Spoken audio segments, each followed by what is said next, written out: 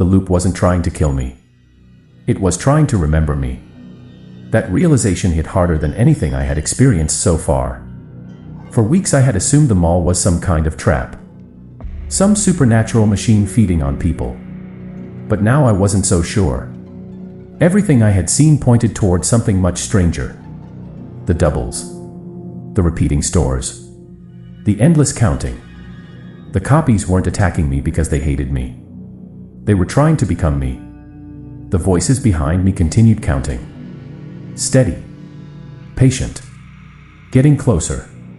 41. 42. 43. I sprinted through the corridor as fast as I could. The air felt thick now, almost difficult to breathe. Every storefront I passed looked identical. The same shoes. The same mannequins. The same displays repeated endlessly as though the mall was running out of ideas. Then I noticed something terrifying. The stores weren't the only things becoming identical. The doubles were changing too. The farther I ran, the more similar they became.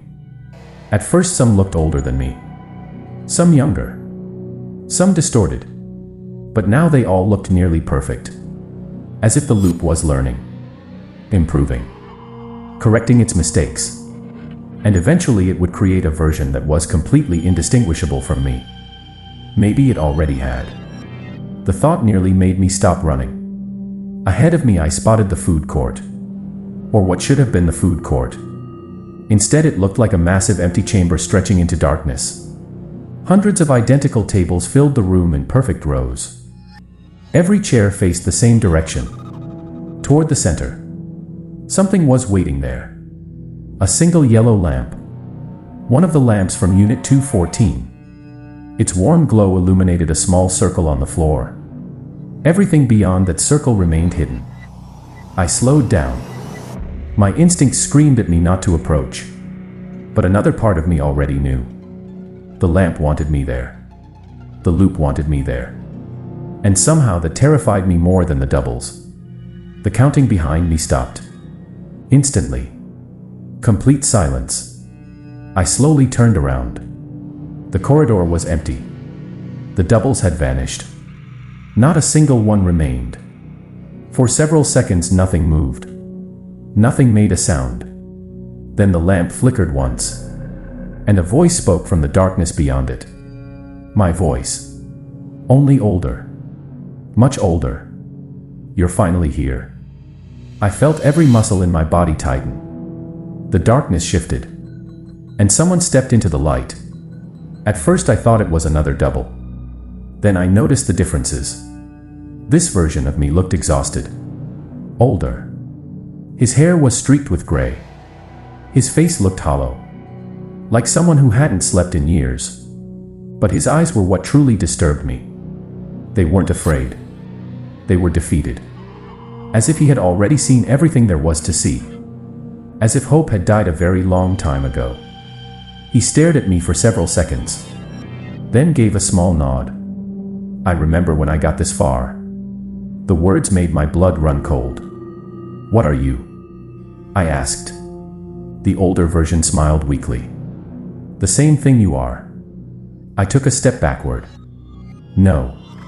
He nodded. That's what I said too. The lamp flickered again. The darkness around us seemed alive now.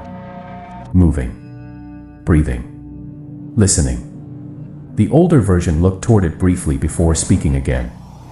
You still think this started when you noticed the extra step? I didn't answer. Because he was right.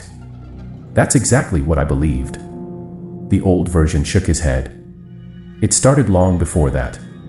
A knot formed in my stomach. What do you mean? For the first time, genuine fear appeared in his eyes. The kind of fear that comes from remembering something terrible. Then he spoke. Have you ever wondered why nobody else noticed? The question hit me immediately. Because it was true.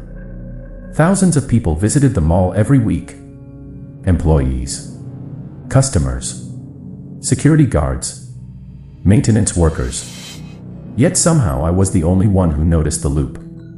The only one who counted. The only one who saw the doubles. The old version stepped closer. and lowered his voice. "You weren't chosen by the loop."